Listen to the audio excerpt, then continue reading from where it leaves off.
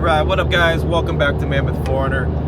Unfortunately, I forgot my mic, so hopefully this video is not too distorted with wind and everything today. But today is a big day, because today is going to be testing day for the 6th Gen. Yes, we're finally getting this thing off-road, and I couldn't be more excited. And I'm doing a trail that I've done quite a few different times in the 5th Gen back in the day. I even brought the Tacoma out there for some very light testing. I didn't do any of the obstacles really in the Tacoma. At the time, it just wasn't ready, and I wanted to get some dirt footage. So, needless to say, I have not done this in quite a while. So I got a little nerves going on here. Nothing too difficult, but you know, it's been a while since I've actually done an obstacle. I did Gold Mountain in the Tacoma, and it just walked it. It wasn't really challenging. So this is gonna flex out the truck and really kind of just see what it can do and where it's hitting, and you know, reveal some of its weaknesses and its strengths. And yeah, I'm really excited. So yeah, we're headed out to Johnson Valley, Cougar Buttes, and there's about like 3 or 4 different obstacles. The one thing I like about this area is you can pick and choose what you want to do. You're not out there and you're not just stuck, you know, in a trail. You can actually, you know, pick and choose what you want. So it can be really relaxing, and it can go from anything from like easy to intermediate to really difficult, depending on what you do. So obstacle number 1 is going to be the famous Chicken Rock, which I have never not hit that damn rock.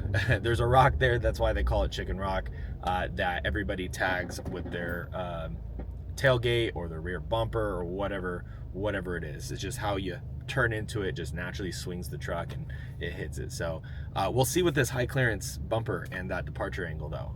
Very curious. But yeah, you know, let's see, a couple things I would say that I'm worried about. I'm worried about rubbing, obviously. The rear, I just extended the extended button stops. I added 2-inch spacers that I had Wicked Creations make, and I'm hoping that fixes my rubbing issues in the back. Obviously, my up travel is limited, but this is exactly what I did on the 5th Gen, and it worked out pretty well. So, hoping this helps it. You know, I don't have the rear control arms yet to be able to move the axle back, so there's still not very much room in there. So I'm a little worried about that. The front is rubbing here and there on a little bit of things. Honestly, a little bit of laziness for me, just not cutting a little bit more, and yeah, I'm kind of like winging it. Let's just go. It's not rubbing too bad, but we'll see when it's all stretched out. Make sure you guys like, comment, subscribe. I hope you enjoyed this video, and you know, let's push it. Let's make this a big one. This is gonna be the first 2025 4runner on long travel and 38-inch tires, crawling on some rocks. So hopefully y'all enjoy, and I'll see you out there.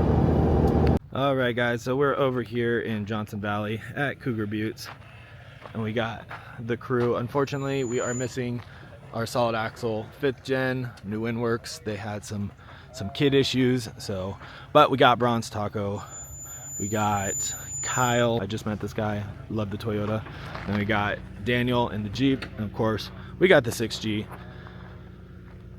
So let's show you guys basically what I do to get all set up, air down, because we got the bead locks for the first time. I've actually never had bead locks, so it's gonna be my first time airing down bead locks and going so low.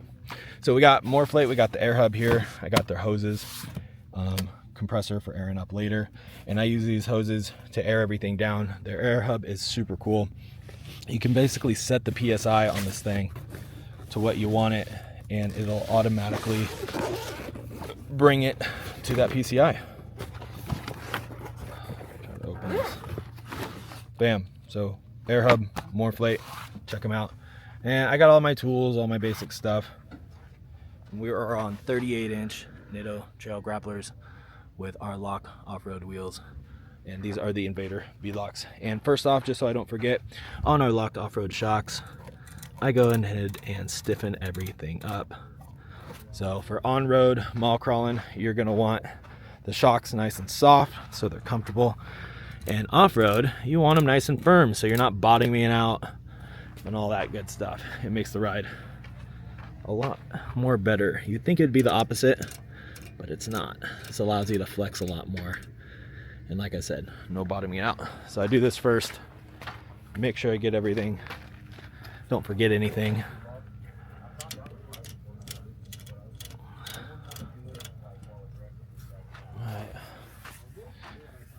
And then up next, also one of those things, so I don't forget, is with my pedal commander, we're going to switch this over to eco mode. Let's see.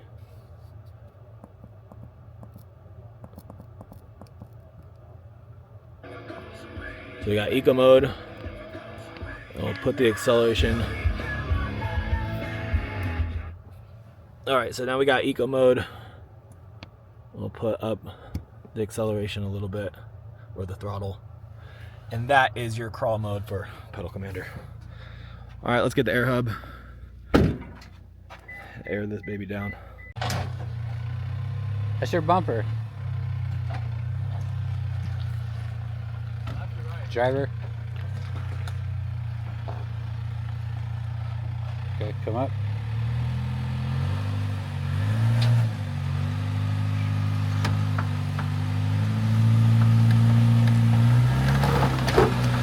Nope. You lost your fender flare. Oh, wait, stop. Come this way, driver. You lost your fender flare and you're close to your tail light. Okay. Come driver though. Back up? Nope. Should we try to retrieve the fender flare?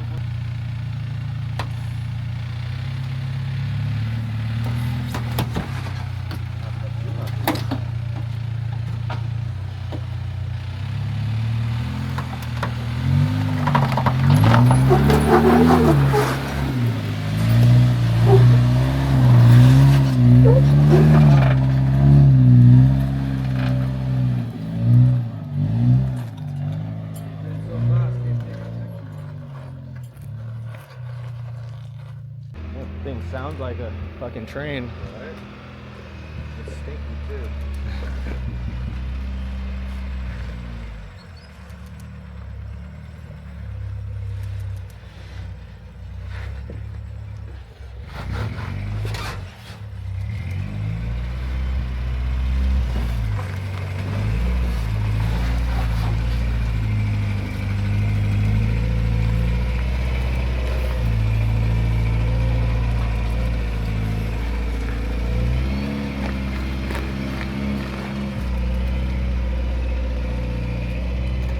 Bumper!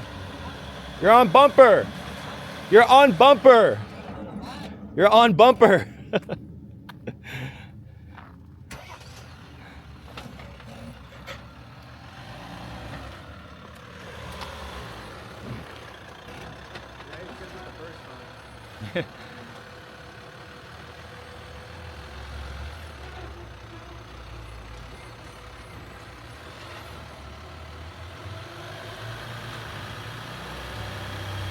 There you go.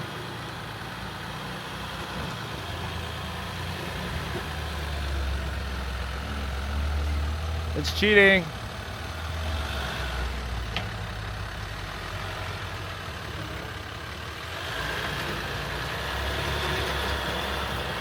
You're not allowed to make it look that easy. It's against the rules, dude. Yeah.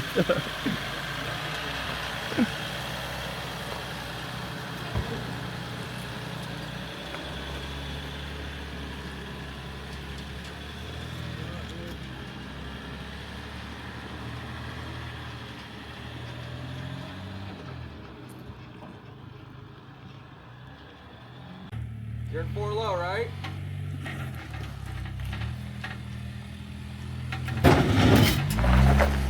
There you go. Nice. Easy. A lot easier when you don't spill carcass out everywhere.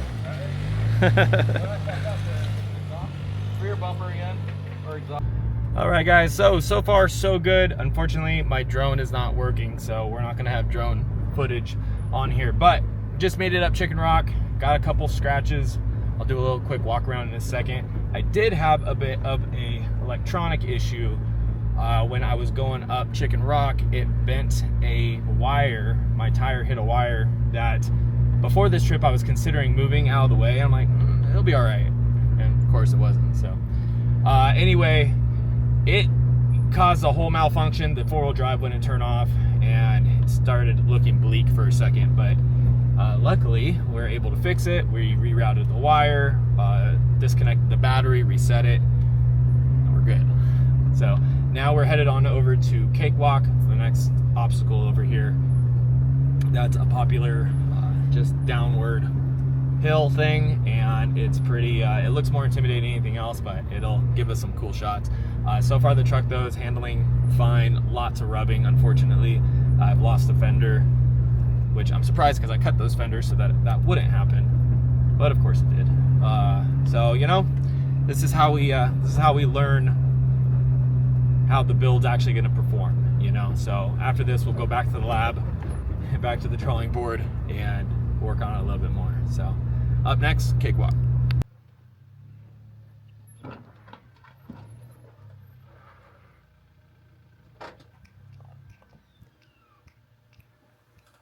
other fender just came off.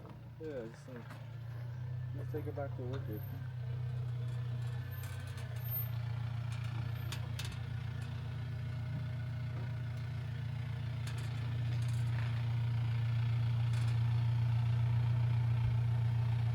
Up? I'm not looking. That explains why your pictures look the way they do.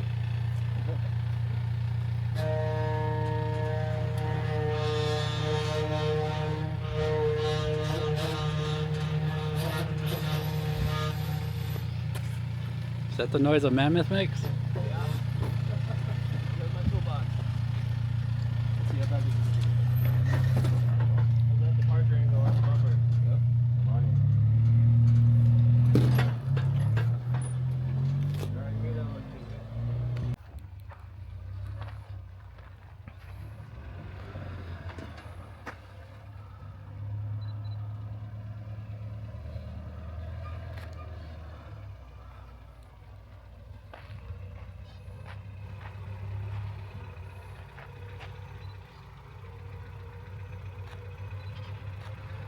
Nice and easy.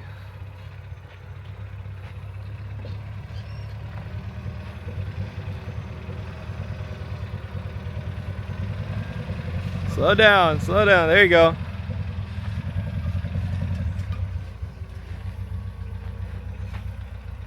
There's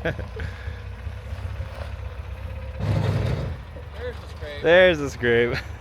I love the crawl gear, so you didn't use the brake at all there. Nothing? Nope, just Oh. just idle down. Dude, that's awesome. Could have ghost rode it, but I want to steer. Yeah. You know? It looked good. Thank you. Right, Daniel up next.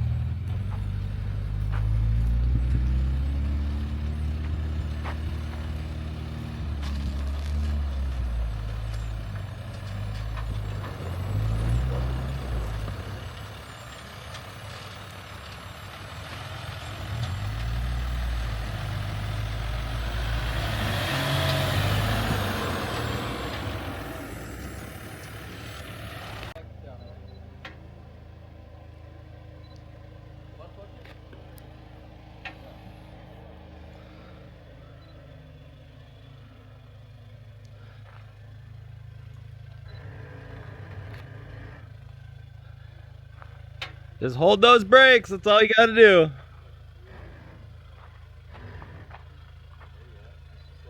Looking good, boys. Makes you feel better. It's only gonna get worse. Just keep holding it. I can't even hold myself. You're good. Mine made the same noise.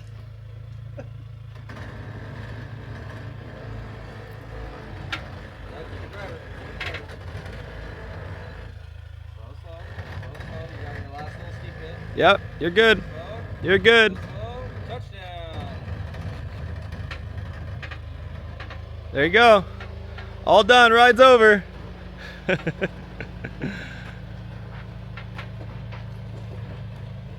gotta get that close up of the crunch his rear bumper's gonna be making right now. Will it hit? Oh well, if I hit, he will hit. Or maybe I'm wrong. Wow, no crunch. That's a first. Am I clear? Yeah, you're good. 37. Yeah. Hell yeah, dude. It's definitely a pucker moment, huh? Thank you, dude. Yeah. Appreciate you guys. I got.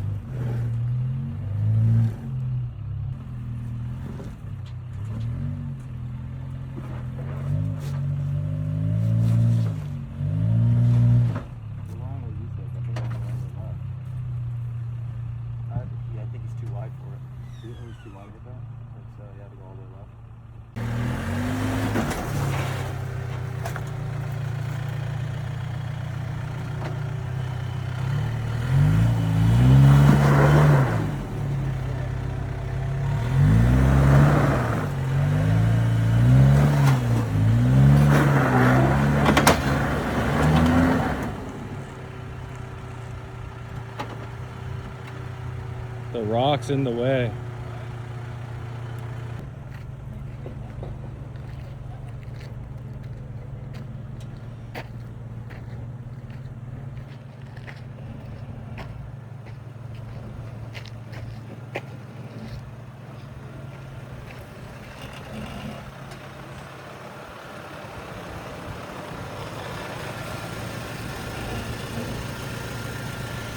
Whoops.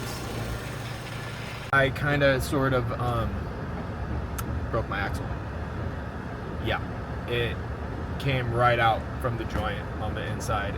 Not good. So I am limping back closer to civilization.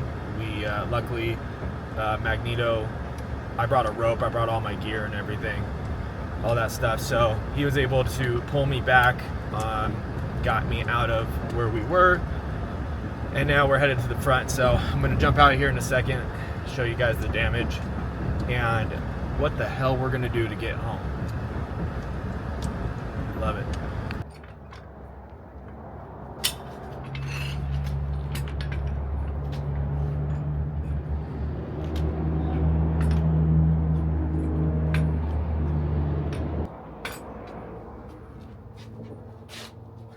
Much more sugar. Okay.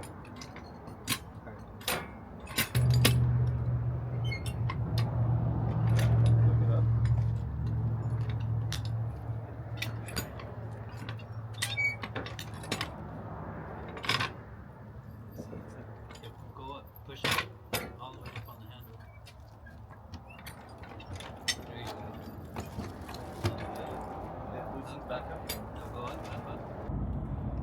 We got the axle back in, and then we're gonna duct tape.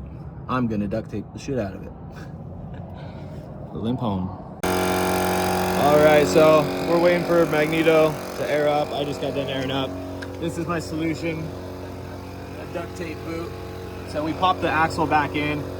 Now, like I just put on my previous story, the axle did not break. It just popped out, and just too much droop. I need a front differential drop. The limit strap was a bit too long, and yeah, it just came flinging right out. So it was a solid test run. Now we, you know, it goes to show, just because something looks like it's ready to go doesn't necessarily mean it is. But big thank you to all these guys stuck around and helped. I need a new high lift too, because my high lift fucking sucks. Harbor Freight.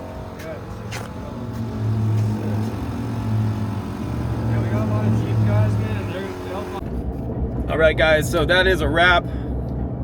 That is Cougar Buttes and the first test run of the long travel 25 4runner on 38-inch tires. You know, honestly, overall, it was a success. The truck felt great. A lot of rubbing though. I need to move the rear axle back. This was a pretty extreme test run for it. It got really, really flexy. And